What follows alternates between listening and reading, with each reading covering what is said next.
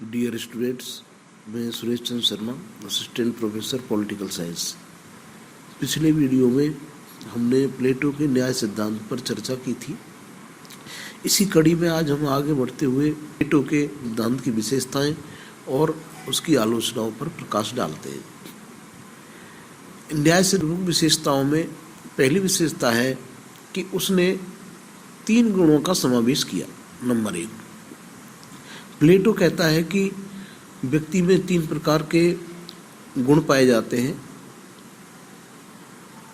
इंद्रिय तृष्णा, साहस और बुद्धि। उन्हीं का बड़ा रूप हमको समाज में देखने को मिलता है: उत्पादक वर्ग, सैनिक वर्ग और शासक वर्ग। इनमें आपस में तालमेल, संतुलन ही न्याय है। प्लेटो के न्याय सिद्धांत की दूसरी विशेषता देखते हैं, नैतिक सिद्धांत। प्लेटो का न्याय सिद्धांत कोई कानूनी संवैधानिक सिद्धांत नहीं है। प्लेटो के न्याय का जो सिद्धांत है वो एक नैतिक सिद्धांत है। वो स्वधर्म पालन, कर्तव्य परायणता का सिद्धांत है। तीसरी विशेषता देखते हैं कि प्लेटो कहता है कि न्याय जीवन का एक आंतरिक तत्व है, संतुलनकारी तत्व है। तो प्लेटो से पूर्व के जो विद्वान थे उनका मानना था कि न्याय एक बाह्य वस्तु है, जबकि प्लेटो का मानना है कि न्याय आत्मा का गुण है और न्याय एक व्यक्ति की एक आंतरिक भावना है जो आत्मा में निवास करती है, और इस पवित्र भावना से ही व्यक्ति आत्म संयमित, आत्म त्याग करके समाज और राष्ट्र के लिए कल्याणकारी कार्य कर सकता है। प्लेटो की न्याय सिद्धांत की विशेषताओं में हम चौथा बिंदु देखते हैं, कार्य विशिष्टीकरण का सिद्धांत। प्लेटो का मत था कि व्यक्ति में जो गुण हो, जिस गुण की प्रधानता हो, जैसे इंद्रिय तृष्णा, साहस और बुद्धि, उस गुण के अकॉर्डिंग ही उसे काम करना चाहिए।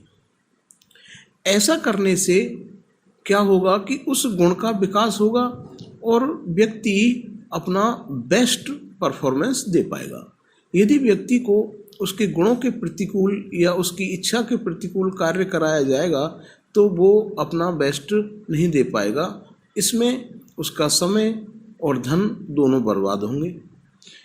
इसी विचार को देखते हुए प्लेटो ने कार्य विशिष्टीकरण के सिद्धांत पर बल दिया है कि जिस व्यक्ति में जो गुण होगा उसे वही काम करना चाहिए। जैसे जिस व्यक्ति में इंद्रिय तृष्णा अधिक है उसे उत्पादक वर्ग में शामिल होकर के और आर्थिक काम करने चाहिए। जिस व्यक्ति में साहस की प्रधानता है उसे सैनिक वर्ग में सम्मिलित होकर के राष्ट्रीय रक्षा के लिए कार्य करना चाहिए। और जिस व्यक्ति में बौद्धिक वर्ग की प्रधानता है, बुद्धि की प्रधानता है, उस व्यक्ति को शासन कार्य संचालन में अपनी भूमिका निभानी चाहिए। इन कार्यों में व्यक्ति एक दूसरे के कार्यों में हस्तक्षेप ना करे। कार्य विशिष्टीकरण का सिद्धांत यही है कि व्यक्ति जो अपने कार्य में समय से ही लग जाएगा तो उसमें उसकी विशेषज्ञता हासिल हो जाएगी। अति व्यक्तिवाद का विरोधी। प्लेटो अति व्यक्तिवाद का विरोधी है। उसका मत है कि व्यक्ति राज्य के अलावा कुछ नहीं है। राज्य का कल्याण और व्यक्ति का कल्याण दो अलग अलग चीजें नहीं है। राज्य के कल्याण में ही व्यक्ति का कल्याण निहित है और व्यक्ति के कल्याण से ही राज्य का कल्याण हो सकता है। इस प्रकार हम देखते हैं कि प्लेटो अति व्यक्तिवाद का विरोधी है। प्लेटो के न्याय सिद्धांत की अगली विशेषता देखते हैं, सावयव या एकता का सिद्धांत। प्लेटो कहता है कि राज्य व्यक्ति का वृत्त रूप है, अर्थात व्यक्ति और राज्य में आंगिक या सावयव संबंध निहित है, अर्थात व्यक्ति राज्य का एक अंग है। अब हम देखते हैं कि शरीर का अस्तित्व उसके अंगों से ही बना रहता है और अंगों का अस्तित्व उसके शरीर पर ही निर्भर करता है। माना कि किसी व्यक्ति के शरीर के सारे अंग खराब हो जाएं, तो उस शरीर का क्या प्रयोजन। उसी प्रकार यदि शरीर नष्ट हो जाए तो किसी एक स्वस्थ अंग का क्या प्रयोजन। अर्थात अंग है तो शरीर है और शरीर है तो अंग है। इसी प्रकार प्लेटो कहता है कि राज्य और व्यक्ति दोनों एक ही सिक्के के दो पहलू हैं। यदि किसी राज्य के व्यक्ति सुखी हैं, व्यक्ति कर्तव्यपरायण हैं, किसी राज्य के व्यक्तियों में आत्म संयम, आत्म त्याग और राष्ट्र प्रेम की भावना है, तो वह राष्ट्र एक सफल राष्ट्र होगा। उसी प्रकार यदि कोई राष्ट्र सफल है, कोई राष्ट्र विकसित है, तो उस राष्ट्र में रहने वाले व्यक्ति भी सफल एवं विकसित होंगे। तो इस प्रकार प्लेटो ने अपने न्याय सिद्धांत को सावयव या आंगिक सिद्धांत से जोड़ा है। अच्छा, प्लेटो के न्याय सिद्धांत की विशेषताओं में हम अगली विशेषता देखते हैं, हस्तक्षेप का सिद्धांत।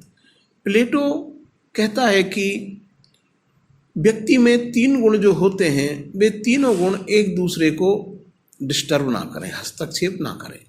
जैसे कि किसी व्यक्ति में साहस की प्रधानता है और उस व्यक्ति ने अपना काम चुन लिया सैनिक का, तो अब जो इंद्रिय तृष्णा है वो इतना प्रबल नहीं होना चाहिए ये गुण कि वो उसके शौर्य या साहस भरे कार्यों में हस्तक्षेप करे। अर्थात उसे उत्पादक वर्ग की तरफ नहीं जाना चाहिए, उसे आर्थिक पक्ष पर ज़्यादा ध्यान नहीं देना चाहिए। इसी प्रकार यदि कोई व्यक्ति जिसमें बुद्धि की प्रधानता है, तो उसे उत्पादक वर्ग की तरफ नहीं देखना चाहिए, मतलब उसे आर्थिक कार्य नहीं करनी चाहिए। इसी का व्रत रूप देखते हैं हम कि प्लेटो व्यक्ति से ही राज्य के लिए न्याय की व्यवस्था करता है। राज्य में, समाज में तीन वर्ग होते हैं, उत्पादक वर्ग, सैनिक वर्ग और शासक वर्ग। तो ये तीनों ही वर्ग एक अपने अपने कार्यों को, अपने अपने कर्तव्यों को पूरी ईमानदारी से निभाएं और दूसरे के कार्य में हस्तक्षेप ना करें। यही न्याय है और यही राज्य का प्रमुख कार्य है। इस प्रकार प्लेटो हस्तक्षेप के सिद्धांत का प्रतिपादन करते हैं। अच्छा, दार्शनिक शासक का सिद्धांत। न्याय की प्राप्ति के लिए यह नितांत आवश्यक है कि राज्य की शासन व्यवस्था विवेकशील, निस्वार्थी और कर्तव्यपरायण व्यक्तियों के हाथ में होनी चाहिए। इन्हीं गुणों से युक्त व्यक्ति समूह को प्लेटो दार्शनिक शासक की संज्ञा देता है। इस प्रकार हमने प्लेटो के न्याय सिद्धांत की विशेषताएं पढ़ी। अब हम प्लेटो के न्याय सिद्धांत की आलोचनात्मक व्याख्या करते हैं। कुछ विद्वान प्लेटो के न्याय सिद्धांत की आलोचना करते हुए निम्न बिंदुओं के माध्यम से उसमें कमियां निकालते हैं। नंबर 1, न्याय को कानूनी धारणा ने मानकर नैतिक धारणा मानना। प्लेटो न्याय को नैतिक धारणा के रूप में लेता है।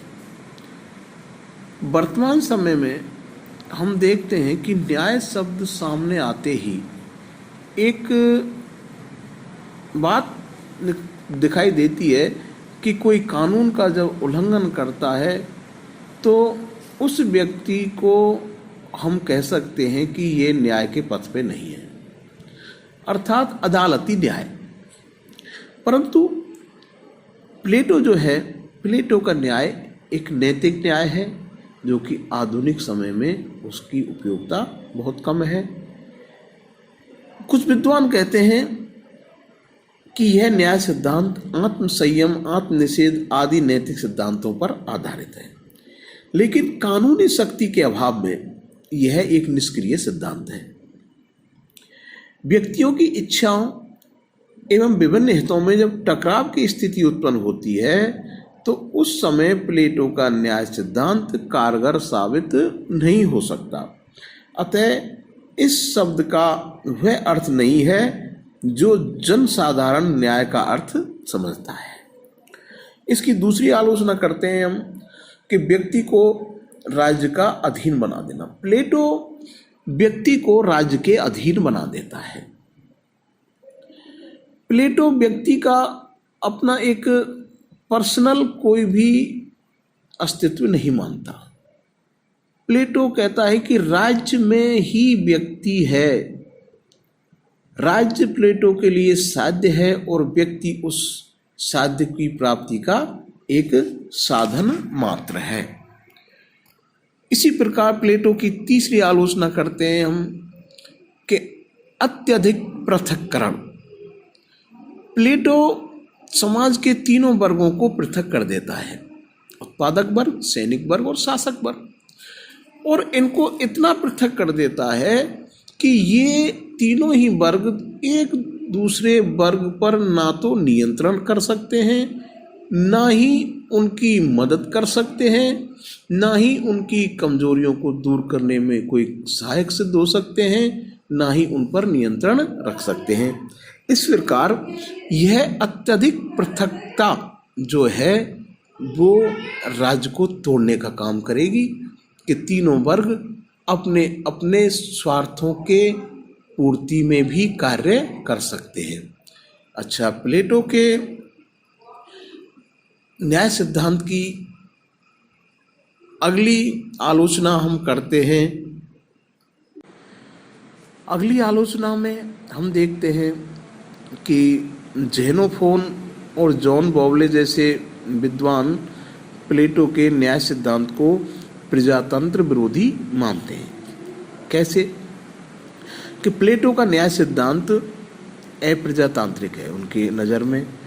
इसमें क्या है कि एक वर्ग के हाथ में राजनीतिक शक्ति का एक अधिकार दे दिया जो कि अल्पसंख्यक है, क्योंकि जो बौद्धिक वर्ग है उसकी संख्या कम है और शासन की पूरी शक्ति उन्हीं के हाथ में है। वहीं दूसरी ओर जो बहुसंख्यक वर्ग है, उत्पादक वर्ग, उसके हाथ में राजनीतिक सत्ता का एक रत्ती भर भी कोई योगदान नहीं है, उसे वंचित रखा गया है। सेकंड बात क्या है कि प्रत्येक वर्ग के पैरों में ऐसी जंजीरें बांध दी गई हैं कि एक व्यक्ति अपने वर्ग को चेंज ही नहीं कर सकता। तो इस हिसाब से देखा जाए तो यह न्याय सिद्धांत प्रजातांत्रिक नहीं है, ये समानता और स्वतंत्रता के सिद्धांतों के विपरीत सिद्धांत है।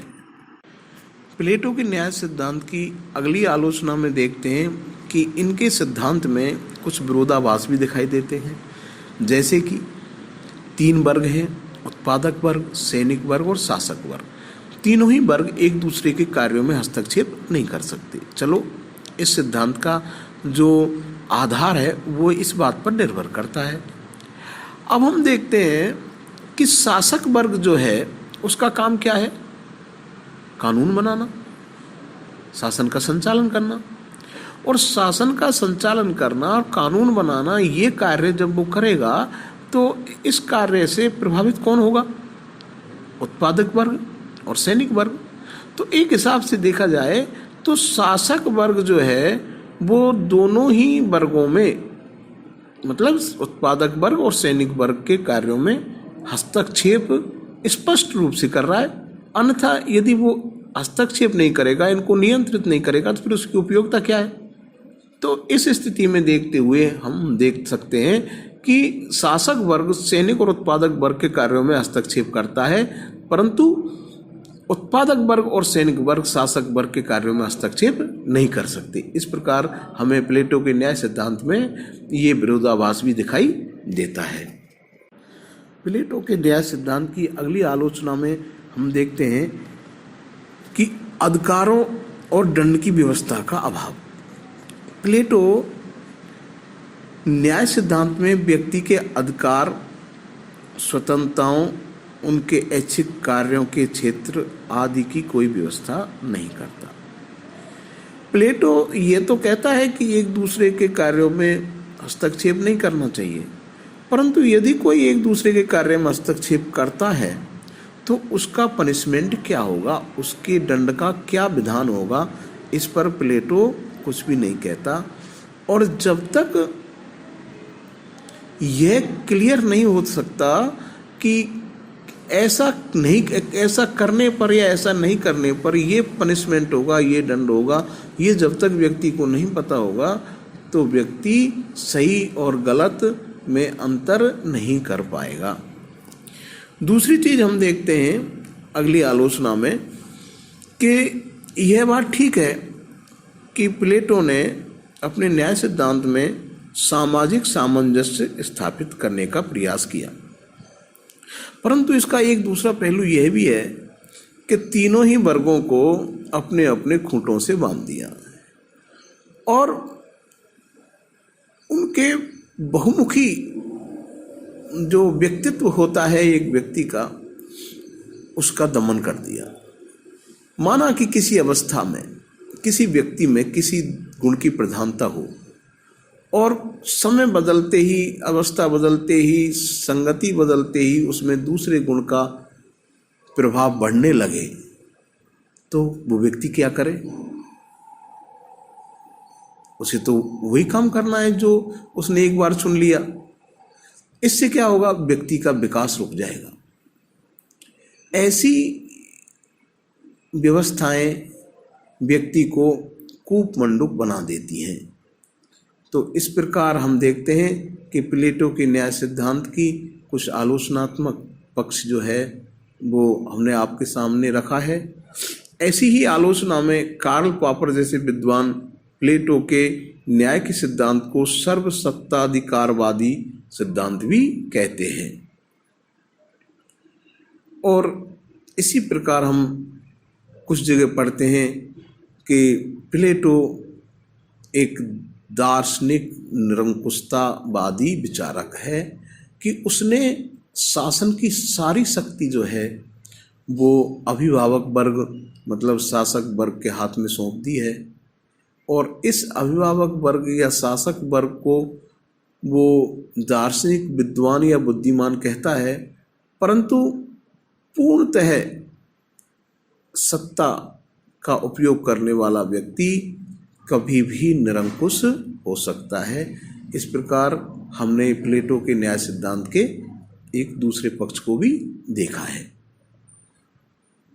अब इसकी प्रासंगिकता और इसके उपयोग के बारे में हम देखें तो आलोचनाएं अपनी जगह पे ठीक है, परंतु हम उस युग की बात कर रहे हैं।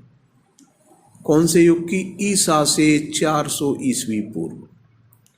ईसा से 400 ईस्वी पूर्व प्लेटो ने जो न्याय का सिद्धांत दिया है वह सिद्धांत आज भी अपना प्रभाव, अपनी प्रासंगिकता रखता है।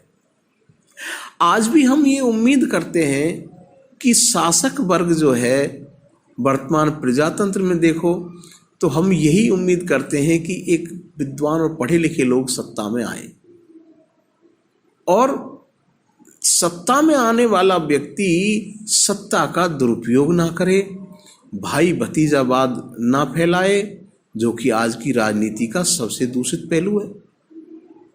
प्लेटो इस दूषित पहलू से परिचित था, तभी तो प्लेटो उत्पादक वर्ग को शासक वर्ग के कार्य में भाग लेने की मनाही करता है, तो उसी प्रकार शासक वर्ग को आर्थिक पक्ष से दूर रखता है। तो इस प्रकार हम देखते हैं कि आलोचनाएं चाहे हम उसकी लाखों कर लें, परंतु प्लेटो का न्याय सिद्धांत की उपयोगिता की अवहेलना हम लोग नहीं कर सकते। इस प्रकार हम प्लेटो का न्याय सिद्धांत आज कंप्लीट करते हैं और मुझे उम्मीद है कि आपको ये सिद्धांत समझ में आया होगा। Thank you.